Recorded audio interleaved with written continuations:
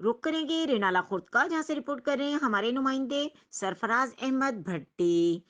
रेनाला खुर्द और इसके गिरदोनवा में एलपीजी गैस सिलेंडर के रेट आसमानों से बातें करने लगे। 11 किलो घरेलू गैस सिलेंडर 3,600 रुपए में फरोख्त किया जाने लगा। कोई भी दुकानदार सरकारी रेट पर एलपीजी गैस फरोख्त करने को तैयार नहीं।